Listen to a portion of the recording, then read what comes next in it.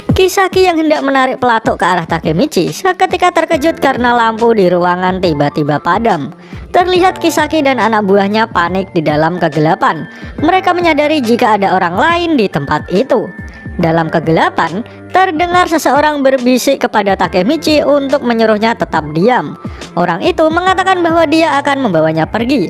Kemudian ketika Takemichi sudah sadar, ia mendapati dirinya sudah berada di tempat lain. Walaupun ia masih merasakan sakit di kakinya karena sudah ditembak oleh Kisaki.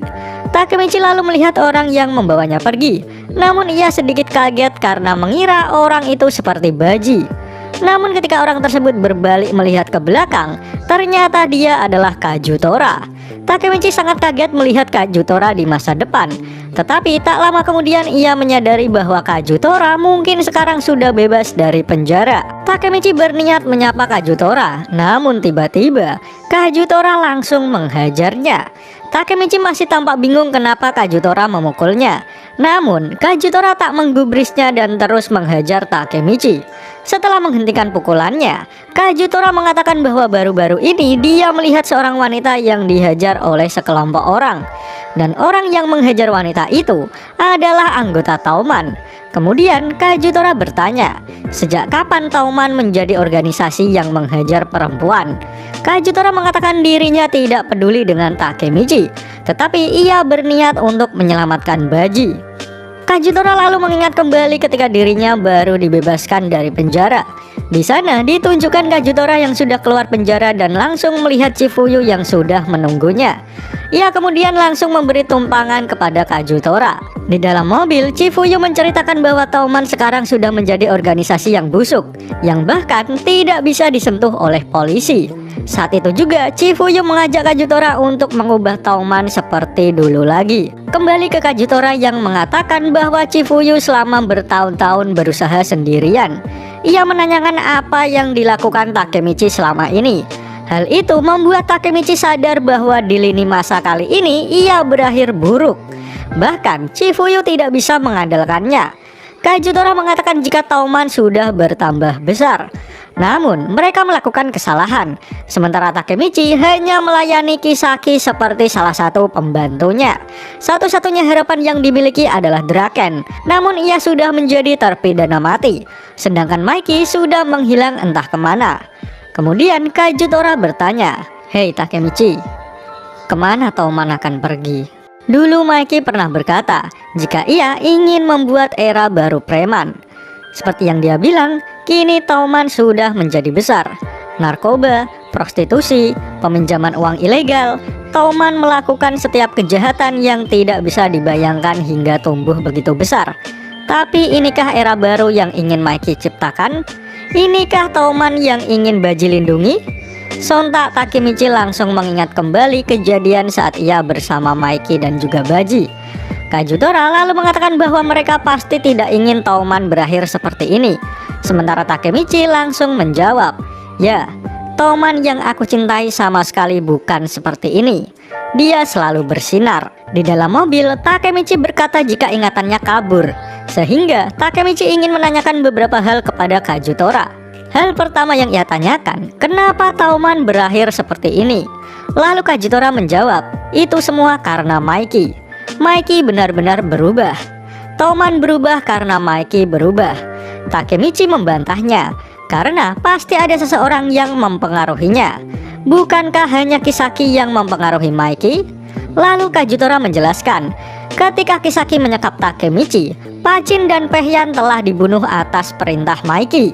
Sementara Mitsuya menghilang beberapa bulan yang lalu. Maiki mulai membersihkan anggota lama Tauman. Dia bahkan tidak mempercayai teman lamanya lagi. Maiki benar-benar jahat. Kazutora mengatakan jika dirinya mungkin salah satu orang yang membuat Maiki berubah. Namun Maiki yang sekarang benar-benar sudah menjadi orang yang berbahaya. Kazutora ingin berbicara empat mata dengan Maiki, lalu menyuruhnya pergi dari orang-orang itu. Takemichi pun bertanya, orang itu siapa? Kazutora menjawab jika dia adalah kekerasannya Kisaki serta uang dari Black Dragon.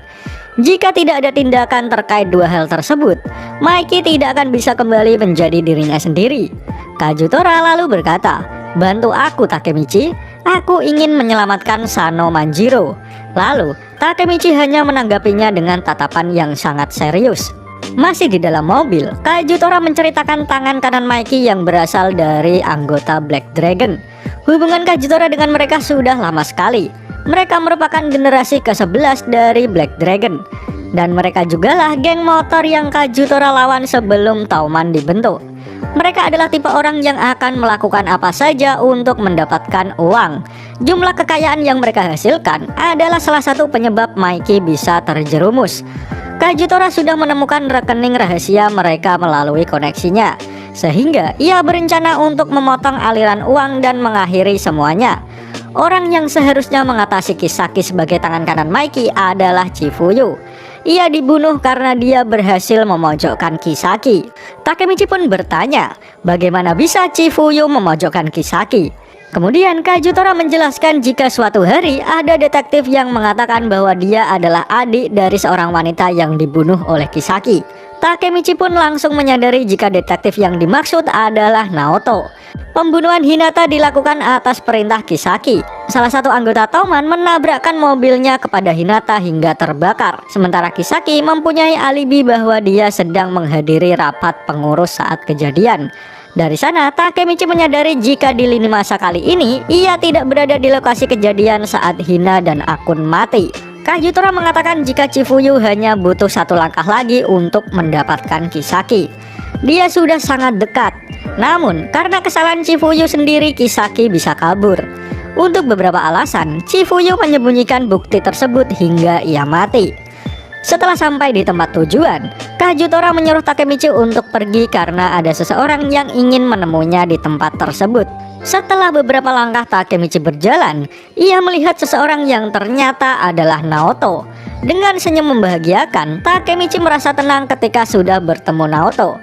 Tapi tiba-tiba Takemichi langsung disergap oleh beberapa detektif yang bersembunyi. Naoto hanya bisa meminta maaf, sementara Takemichi hanya bisa bertanya-tanya kenapa dirinya harus ditahan. Di dalam ruangan, Naoto ingin menunjukkan sebuah video kepada Takemichi. Di video itu terlihat Takemichi yang nampak gahar. Naoto menjelaskan jika Chifuyu merekam video tersebut secara diam-diam. Naoto sendiri juga tidak terlalu paham. Ketika Takemichi kembali ke masa lalu, dunia Naoto berubah secara tiba-tiba. Mungkin karena Takemichi yang sudah mengubah masa lalu sehingga masa depan yang Naoto tempati terjadi pergolakan besar. Hal pertama yang berubah adalah Naoto dan juga Kisaki belum pernah bicara satu sama lain sejak SMP. Tapi Takemichi sudah tidak bekerja di rental kaset karena ia sudah menjadi petinggi Tauman. Namun sama seperti sebelumnya, Hina dibunuh pada tanggal 10 Agustus ketika Akun menabrakkan mobilnya ke arah Hina yang sedang duduk santai. Setelah itu, Naoto bekerja sama dengan Chifuyu untuk menangkap Kisaki demi membalaskan dendam kakaknya. Naoto lalu meminta maaf karena ia memahami jika Takemichi sangat bingung dengan situasi yang ada.